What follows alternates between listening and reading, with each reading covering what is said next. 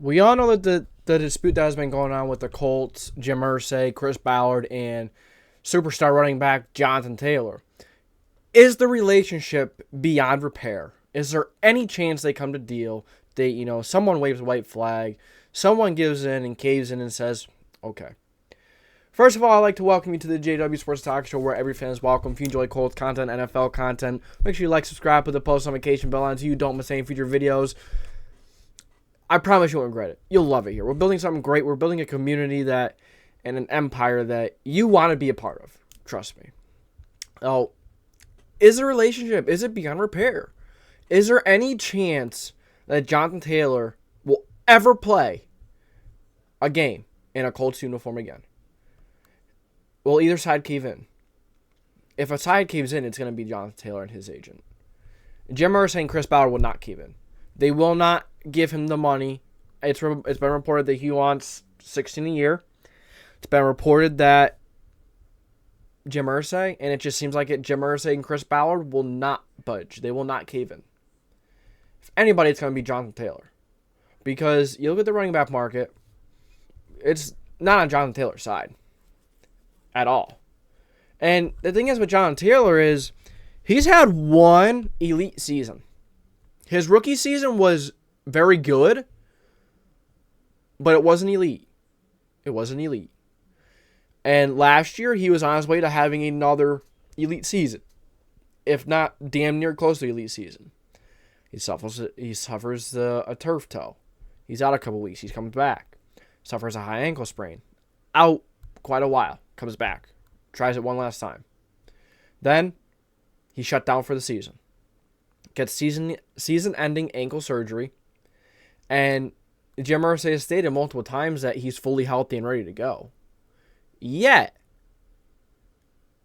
John Taylor left practice early to rehab his ankle. It's not right.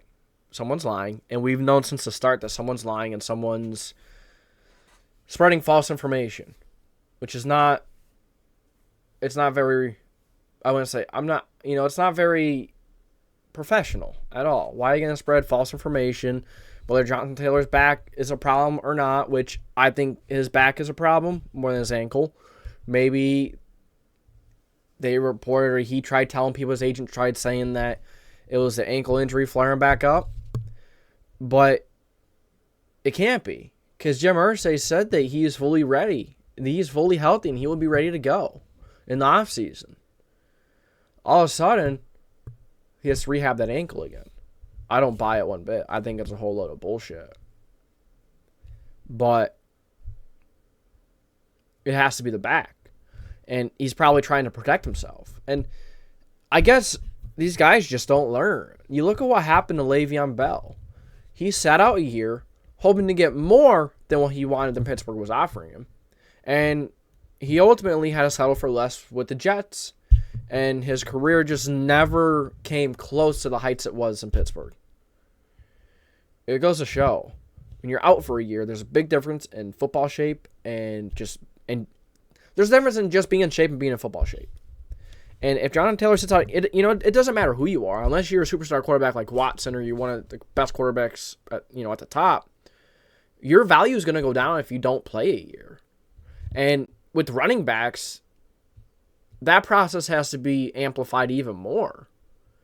You think about it, running backs teams don't want to pay running backs a lot of money as it is. And now John Taylor had an ankle surgery, and now he's reportedly dealing with the back injury. You think any team is going to want to touch that? A running back that wants $15, $16 million a year or 14 plus, having back problems, and coming off of a season-ending ankle surgery? I want to touch it with a 10-foot pole. And you look at it from both sides, you understand both sides. Jonathan Taylor in the running back market, the running back market as a whole has been devastated. It's shot. Supply and demand, my friend, that's how the world works. If there's more teams, like a lot more teams, let's say maybe there's 42 teams, supply would be up. Or no, the demand would be up. The supply would be down. But it still wouldn't suffice the value that the running backs bring to a team and how much impact running backs have had on a championship-winning team. You look at the past 10 Super Bowl winners. There's like 2 running backs out of the past 10 years that were being paid over $1 million that were a starter. Isaiah Pacheco was not being paid a lot at all. But he was a pretty good back in the Super Bowl. He was impressive. Running back market is not favoring Jonathan Taylor. And is the relationship beyond repair? I think so. I don't think there's any coming back from this one. I think Jonathan Taylor's too far gone, whether, especially if all this is bullshit about the ankle again, and if he thinks that the Colts are getting, and the Colts aren't going to get what they want for him, JT might be forced to retire. That might be the next question he asks himself. I know it's something that you hate to see a young player go down that path and retire at such a young age. We've seen it before. Colts fans, we've seen it. But this time it is quite different with the running back. And we've seen the Colts have brought in Kareem Hunt for a visit. No deal came out of it. Kareem left without a visit. And then they signed Kenyon Drake. Middle of last week, they signed Toriano Clinton Jr., who is wildly productive at the University of Indianapolis. Maybe just waived. But the Colts are actively looking. They just signed a running back, Jason Huntley, from the Pittsburgh Steelers. He was on their practice squad in 2022. It just goes to show that actions speak louder than words. Both parties are so far apart. I don't know if they can cover that gap. I don't know if the gap will be compromised on either end.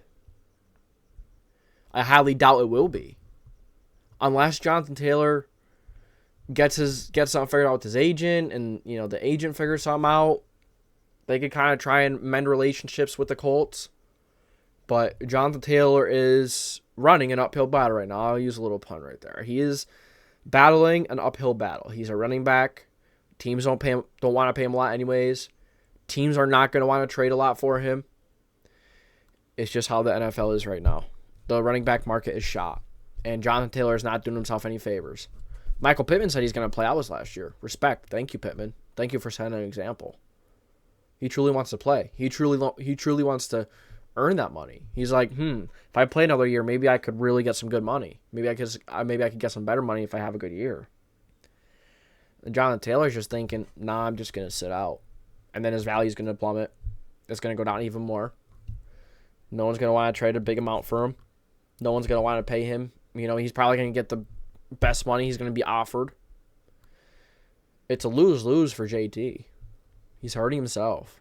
Him and this agent are not helping each other. And now I do understand it from the running back perspective. You have to try and get your money. You have to try and get as much as you can, because running backs just aren't being paid a lot, and on top of that, they don't last. Coming off of an ankle surgery, that could make the difference in the world. That can make maybe a small difference, but that little bit of a difference, that little bit of, if he's worse at something like cuts, like we happened with Zeke, he's getting older and his cut just fell downhill, and that's all that it took. It doesn't take a lot.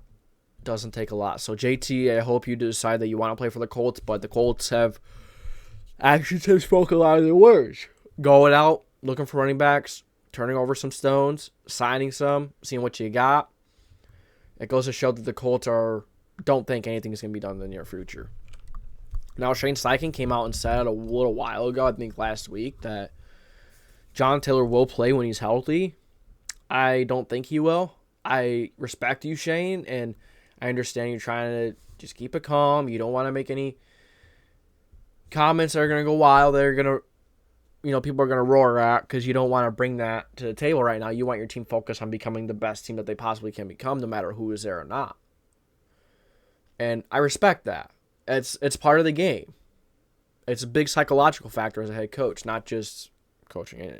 That's been sticking up the whole damn while, probably. You can see the bump in my head for how much I have these headphones on. But yeah, man, I don't think the relationship is repairable. It is absolutely beyond repair. But If a side does give, it's going to have to be Jonathan Taylor. Chris Ballard and Jim Irsay are not going to force anything. So that's all I got for you in this video. Thank you for tuning in to the JDW Sports Talk Show, where every fan is welcome. If you enjoy this video, make sure to like, subscribe, put the post notification bell on so you don't miss any future videos. This is the JDW Sports Talk Show, signing off. And here are our member shout-outs. Marshman Gunner, 9150 is our shout-out. If you become a member, you would be shouted out every single video. You get first in line for events. The likelihood of me responding to your comment is higher. I will prioritize that first over the other ones. But everyone gets a reply at the end of the day. But I will reply to yours first. So I thank you guys for tuning in to the JW Sports Talk Show. I'm out.